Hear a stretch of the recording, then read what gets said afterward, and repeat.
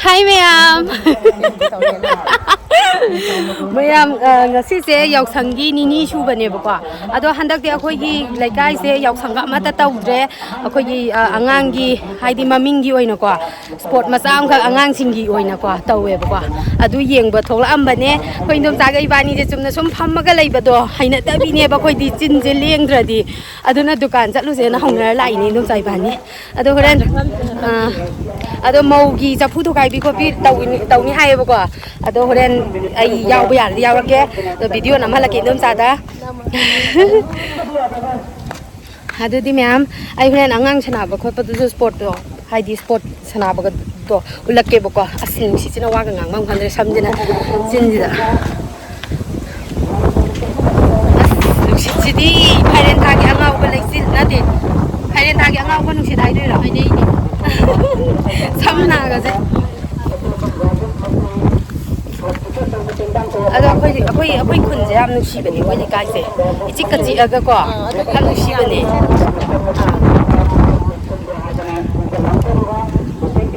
Akoi Indom Sa Se Akoi Dum Paraba Haidi Tatna Thana Ba Yadraba Kitang Tibom Da Ba Jodum Pullaga Samina Raba Chong Masu Adu Pullaga Somina Ra Pham Masu Dum Punna Phamina Na Thana Ba Yadaba Indom Sa Yam Nushi Ba Indom Sa Ni Ahan Ga Zo Angang Ga Zo Loi Pun Ba Ya Ba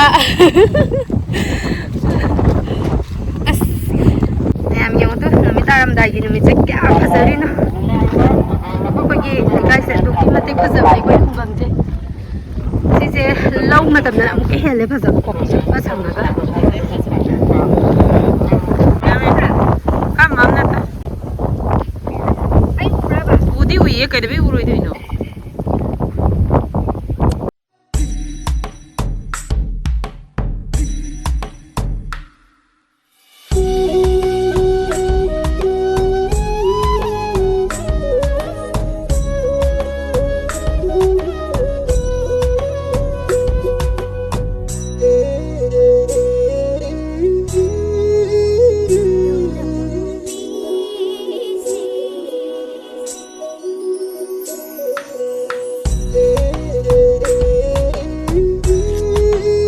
Mayam yerum sina miyoi bai khoida adu ki matikana ba pi maram di ma se protein yang wangi ha ba se mayam na su hena khambira mane ba ko adu ga igi dieting taw da su yerum se adu ki matik important no ye adu na ai nong ma da yerum ahum di sa jai ba ko adu na mayam yerum se phutpa matam da matam sang da na amadi yam phajana kai ba dagi maku khok ya da ba adu gumba do taw da na ba mawong da phutpa ya ba yamna pha ba mechina ma khak 11 egg boiler se makaksa bani boko ma'am aduga model na grand ne aduga power consumption na 500 watts ne box manung da kai kai yawge habado yeminar se ahan bagisana user manual ama yawra ani aduga egg boiling tray ama yawra ani ko warranty card ama yawra kani aduga mathangi sina measuring cup ne measuring cup sigi maning da koi gi pin ama yawra kani pin se kari da season agada bano kamaina season agani habdo so ai mayam da horen haijarakke aduga pouching tray amasu yawrakani ko ma'am aduga si sina khoi gi mathak ki cover ne transparent da lak pani na manung gi poche kamaina leiri ge habse irai line uba phange aduga sina heating plate ne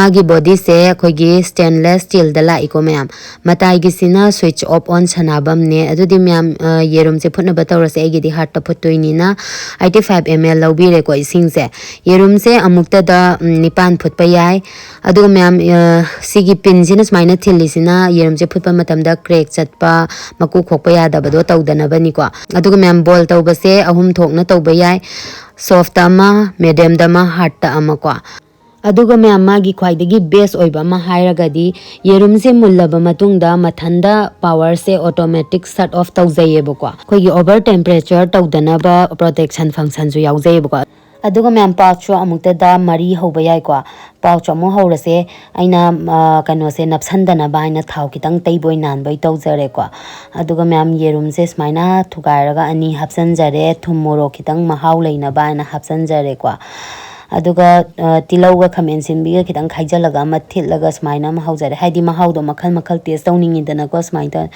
breakfast tawbada thau chaba se nungai te dana aduna ma'am angangi oina breakfast hobiraga su smaina kano thau yaudana kano tawraga di angang singna su masak phajabani na saning ba do oirani duga health su pharani dana ko breakfast di thau nung chaba se kaya nungai te dana adugi ma'am sise angang akoi gi angang chenba ꯅꯨꯄꯤꯁꯤꯡꯒꯤ ꯑꯣꯏꯅꯗꯤ ꯌꯥꯝ ꯊꯤꯅ ꯀꯥꯟꯅꯕ ꯀꯩꯅꯣꯁꯨ ꯑꯣꯏꯒꯅꯤ ꯍꯥꯏꯇꯥꯔꯦ ꯃꯇꯝꯁꯨ ꯃꯥꯡꯗꯕꯀꯣ ꯁꯤꯁꯦ ꯁꯨꯃꯥꯏꯅ ꯐꯨꯠꯂꯝꯃꯒ ꯑꯗꯨꯝ ꯊꯝꯃꯝꯃꯒꯁꯨ ꯃꯨꯜꯂꯀꯥꯟꯗ ꯃꯊꯟꯇ ꯃꯨꯠꯆꯒꯗꯣꯏꯅꯦ ꯑꯗꯨꯒ ꯃꯌꯥꯝ ꯌꯦꯔꯨꯝꯗ ꯅꯠꯇꯦꯀꯣ ꯚꯦꯖꯤꯇꯦꯕꯜꯁꯨ ꯕꯣꯏꯜ ꯇꯧꯕ ꯌꯥꯏ ꯑꯩꯒꯤ ꯁꯂꯥꯗꯣ ꯈꯤꯇꯪ ꯁ꯭ꯇꯤꯝ ꯇꯧꯊꯣꯛꯑꯀꯥꯟꯗ ꯆꯥꯒꯦ ꯇꯧꯕꯅꯦ ꯚꯦꯖꯤꯇꯦꯕꯜ ꯕꯣꯏꯜ ꯇꯧꯕ ꯌꯥꯔꯒꯗꯤ ꯑꯇꯩ ꯑꯇꯣꯞꯄ ꯀꯩꯀꯩ ꯌꯥꯔꯝꯃꯅꯤ ꯈꯜꯂꯣ ꯃꯌꯥꯝ ꯁꯤꯗꯩꯁꯤꯗ ꯑꯩꯈꯣꯏ ꯃꯩꯇꯩ ꯑꯩꯈꯣꯏꯒꯤ ꯄꯥꯛꯅꯝ ꯀꯩꯀꯥ ꯂꯣꯏ ꯌꯥꯗꯣꯏꯅꯤꯀꯣ ꯑꯗꯨꯒ ꯃꯣꯃꯣꯐꯧ ꯍꯧꯕ ꯌꯥꯅꯤꯀꯣ ꯃꯌꯥꯝ ꯑꯗꯨꯗꯤ ꯃꯌꯥꯝ ꯁꯤꯗ ꯂꯩꯔꯦ ꯐꯖꯅ ꯃꯨꯜꯂꯦ ꯌꯦꯡꯉꯣꯇꯨ ꯉꯁꯥꯏꯗꯒꯤ ꯑꯩꯅ ꯐꯨꯠꯄ ꯀꯩꯅꯣ ꯃꯌꯥꯝꯗꯣꯀꯣ ꯌꯦꯔꯨꯝꯁꯤꯁꯨ ꯊꯨꯒꯥꯏꯔꯒ ꯌꯦꯡꯉꯁꯦ ꯃꯀꯨꯁꯦ ꯈꯣꯛꯑꯒ ꯅꯞꯁꯟꯕ꯭ꯔꯥ ꯈꯣꯠꯆꯟꯕ꯭ꯔꯥ ꯑꯗꯣ ꯌꯦꯡꯉꯁꯦ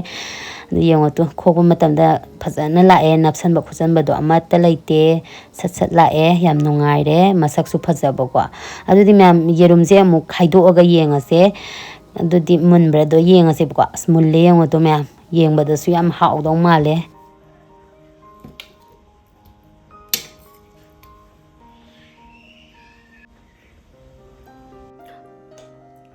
ꯃꯨꯟꯕꯗꯤ ꯐꯖꯅ ꯃꯨꯜꯂꯦ ꯍꯥꯎꯋꯦ ꯍꯥꯎꯋꯦ ꯁꯤꯁꯦ ꯍꯥꯎꯕ꯭ꯔꯥ ꯌꯦꯡꯁꯦ ꯍꯥꯎ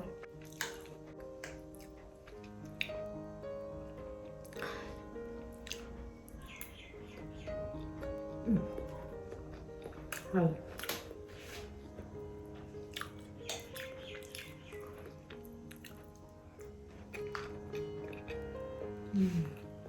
ꯑꯗꯨꯗꯨꯒ ꯃꯌꯥꯝ ꯁꯤꯁꯦ ꯐꯦꯡꯗꯣꯛꯄꯁꯨ ꯌꯥꯏꯑꯕꯀꯣ ꯑꯗꯣ ꯐꯦꯡꯗꯣꯛꯇ꯭ꯔꯒꯁꯨ ꯏꯁꯤꯡꯁꯦ ꯁꯨꯃꯥꯏꯅ ꯐꯤ ꯑꯃꯣꯟꯕ ꯑꯃꯅ ꯇꯩꯊꯣꯛꯄꯤꯔꯒ ꯀꯪꯅ ꯊꯝꯕꯤꯌꯣꯕꯀꯣ ꯃꯌꯥꯝ ꯌꯥꯝ ꯀꯟꯅ ꯂꯣꯏꯅꯕꯅꯦ ꯑꯗꯨꯕꯨ ꯀꯥꯏꯕꯁꯨ ꯀꯟꯕ ꯉꯝꯈꯤꯗ꯭ꯔꯦ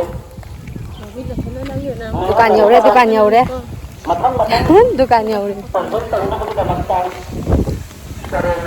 नंगी कुचुसिना ngौwe aisina karino khangde ba maksan gare haiba la he nangna mai che nale yare khangwe be ma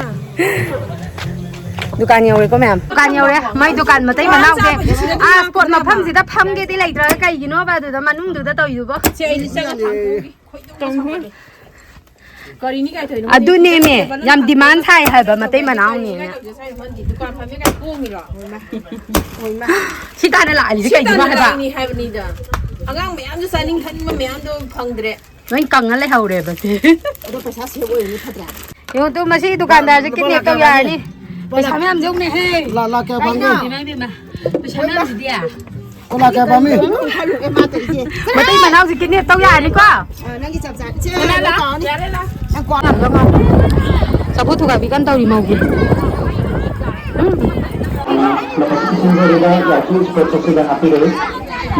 मौगी सबु थुगा बिने अखोय की सबु जी जु नुसी खबा फरेदना तो वाले वाले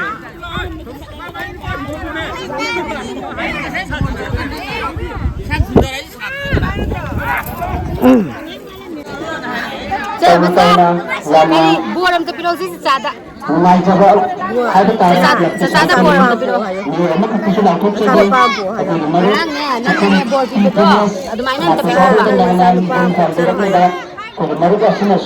लोक थुंदनबा तवांगां बिसिन को हाय बोद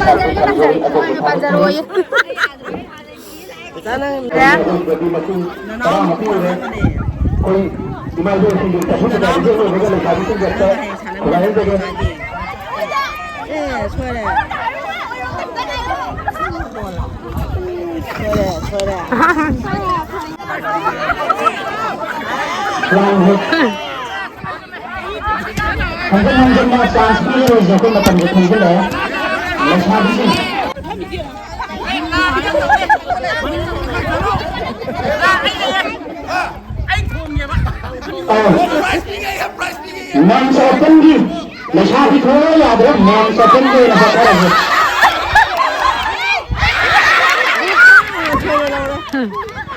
Ya bro mayam mau giloi gre, hojina le sabi masa singgi sapu to gai bi ko. अदो कोई चप्पू से बिलाई कुंगी चप्पू दी आन बथा बहुरे कोई प्रोग्राम बता के दे रहे हैं नाते फुम पाए फुम दे संगु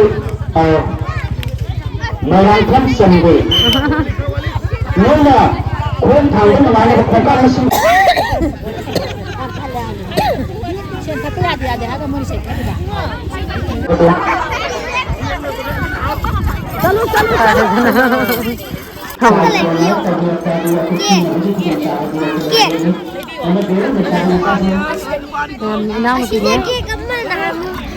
चलो चलो चलो वाली चलो चलो चलो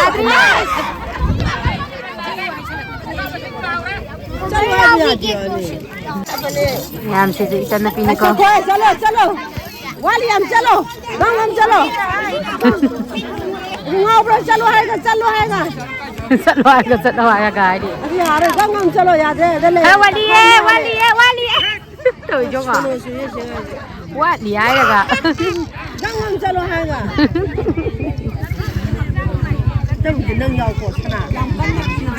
तल्ले है री जाओ से नमते मैं कनो आज चार वही हयेंग यावदि बा माइदे कई है बनो हयेंग ओइने यावरगे ngasi di nang na sanu ngai tabra lok thungbra lok thunge as nang na angon da lok thung da na ba na bor pira ma nang oin thung ba kun चलो जे मा चलो वाली चलो चलो चलो कोई चलो चलो सर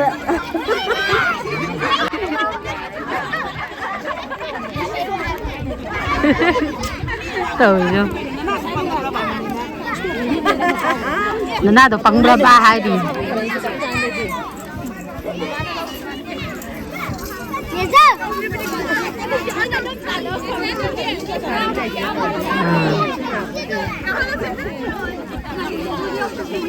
Lalu boy.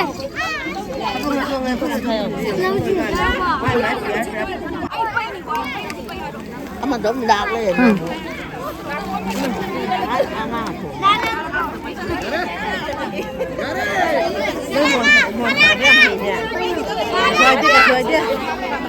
और मिटा रे आइसक्रीम लो बुआ चलो हम आइसक्रीम चलो थोड़ा दी मिटा रे जी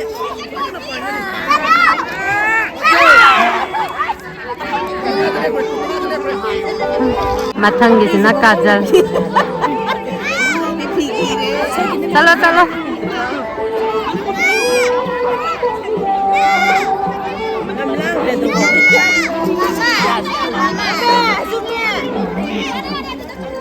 चलो चलो चलो चलो Baile.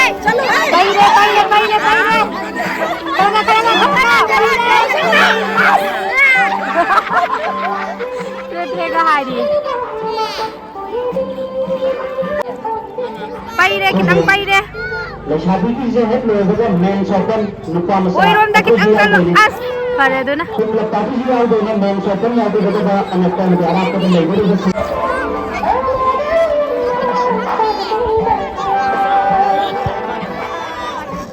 Chalo as. Pare do na. Lawai doi tho mak da na ne.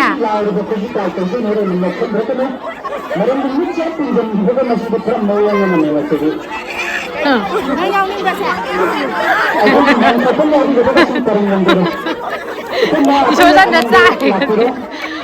Mako kai ba mi da yawa ne.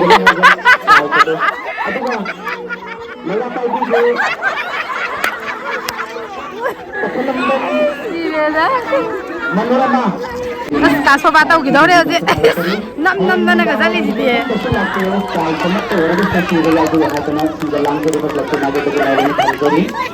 थोड़े तो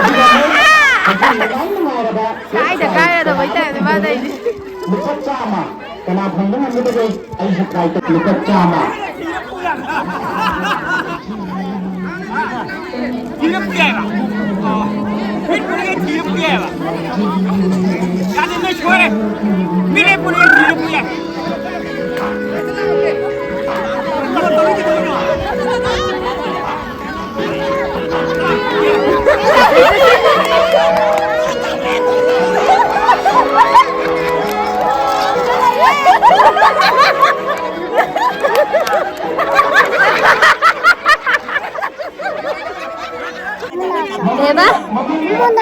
pupu manakta saningai ra. Kakak lagi pukul mata. Kakasa hogi pupu manakta. Kadai lagi? Cilu.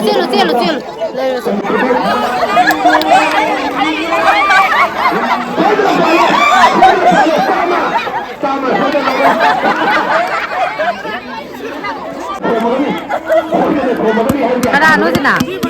Jina ba? Kana ba do?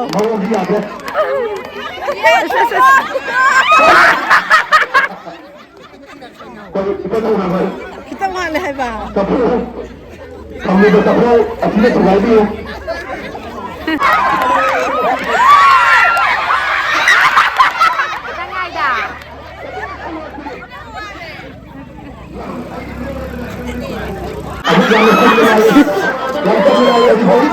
Cái nó có kia chứ ta cái nón duy ao đi nghe cái tao quay lên à cay đây cay macam ini nak sana tu mbak Dah lagi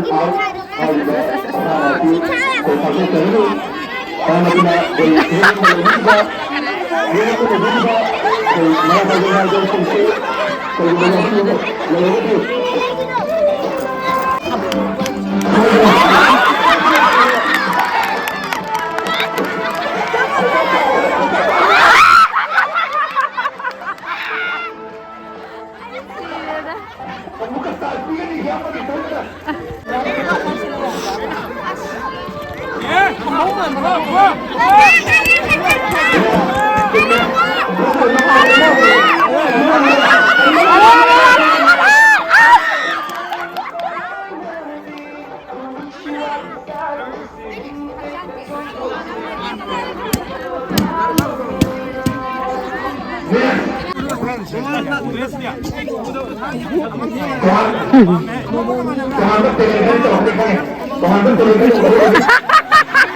rất cả chứ bay đi bay đi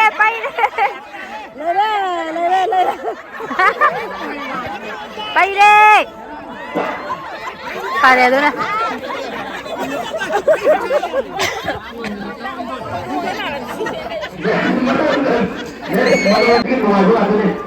Sina boy tay Makha đây yang jauh. Maka đi Makha yang asal lo tu pun. Mama nak kan tay Masa tu pas Terus kucat ke jauh Yari Thoma Anh mà cái con lòng nè tăng ngoại này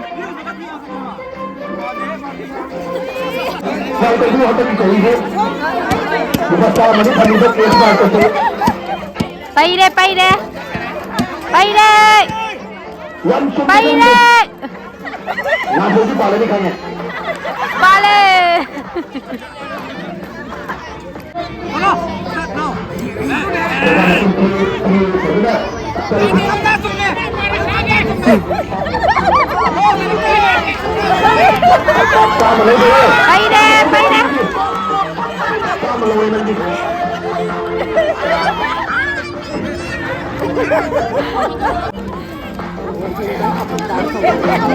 Lại Thoma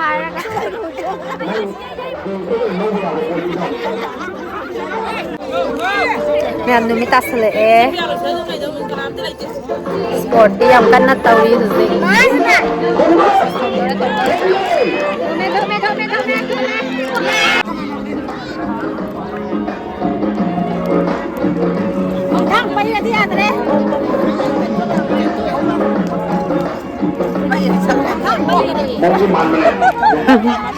Yade Pare dun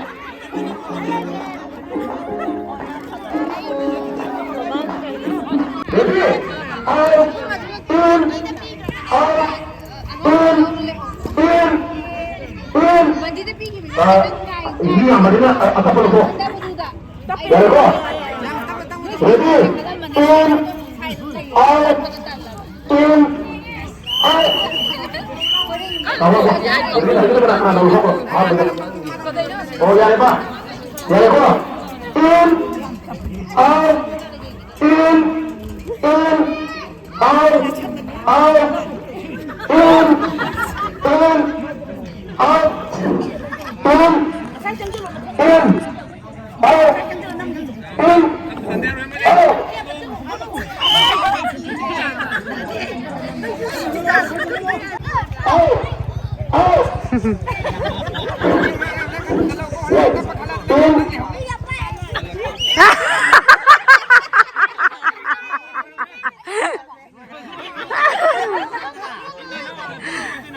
lại dối đâu là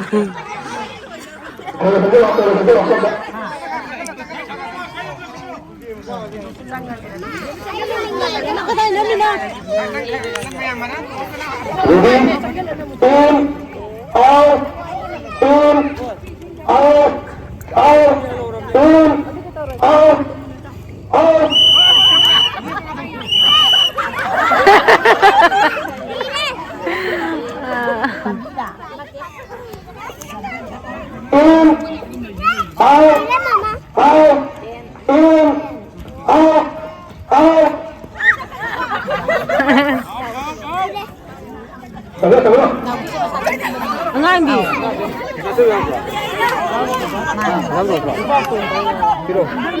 Ayo sudah lawan lagi, makan dulu. Yang sudah lawan lagi, nunjuk lagi. Ready?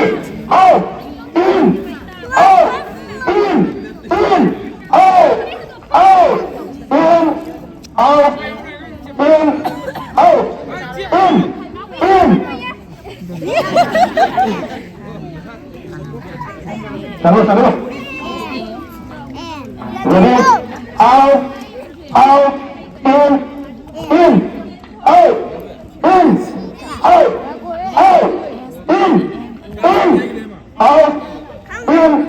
out, in, out, in, out, out.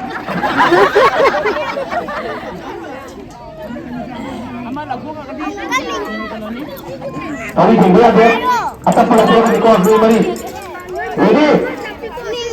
Out, in, out, in, out, in.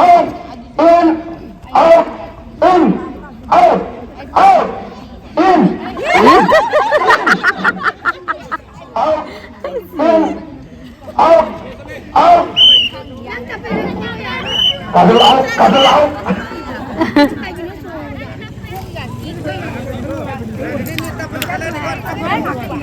Ready? In, out, in. Lendi down.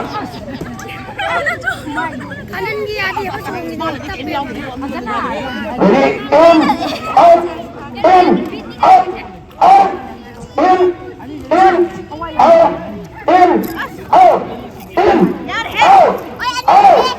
in, out, in, out,